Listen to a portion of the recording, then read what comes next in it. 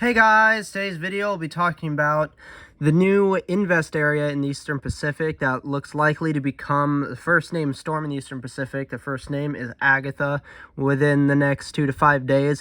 Within the next 2 days, it has a medium 60% chance of development. In the next 5 days, it has a high 90% chance of development.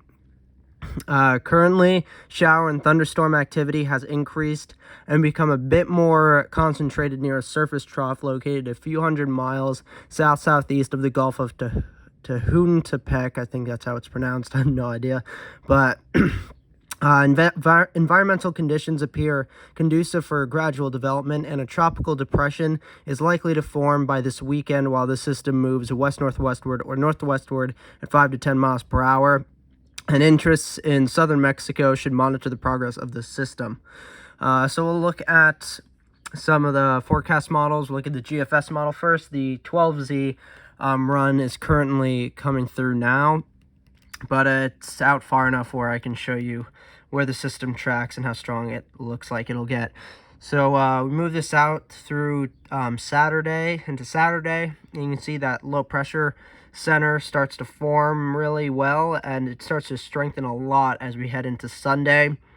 Now it's at 975 millibars and then 952 millibars, and it looks like it will continue towards the Mexico coast. And I think we do have to watch this for potentially to cross Mexico. Probably likely will fall apart because the mountains there are very high. It will likely disrupt the system enough to likely break it apart enough.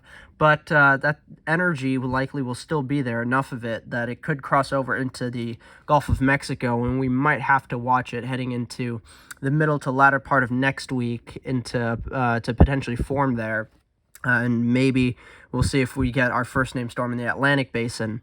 Let's see what the 6Z model run shows. So you can see it crosses Mexico, and then there's still all that precipitation there. And the GFS model doesn't really do too much with it. But it's definitely something we need to watch closely. And let's look at what the European model shows. And actually, let's show you. Let's see. No, let's show you the here. Let's show you this. No, we got to change this to MSLP and precip.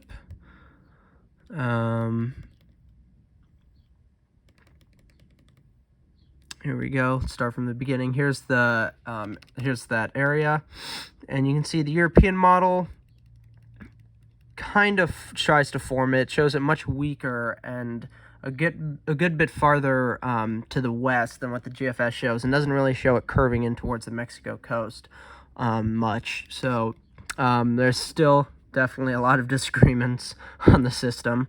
As we'd imagine. The 12Z run of the CMC is literally just starting to render, so we'll go and use the 00Z run. The Canadian model shows it forming by, again, likely Friday and into this weekend, especially Saturday into Sunday.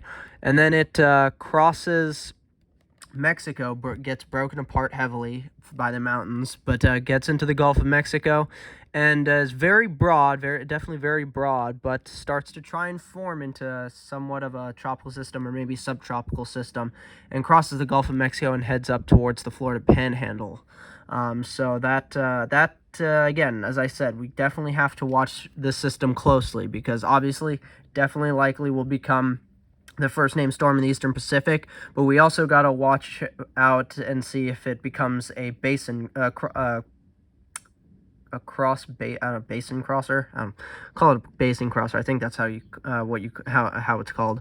Yeah, we have to watch and see if it does cross into the Gulf of Mexico into the middle to latter part of next week. See if that does look possible or likely to occur.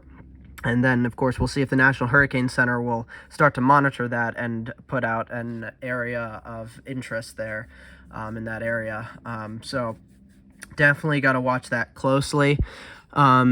Again, as I said, the first name on the Eastern Pacific's list this year is Agatha. The first name in the Atlantic's list this year is Alex.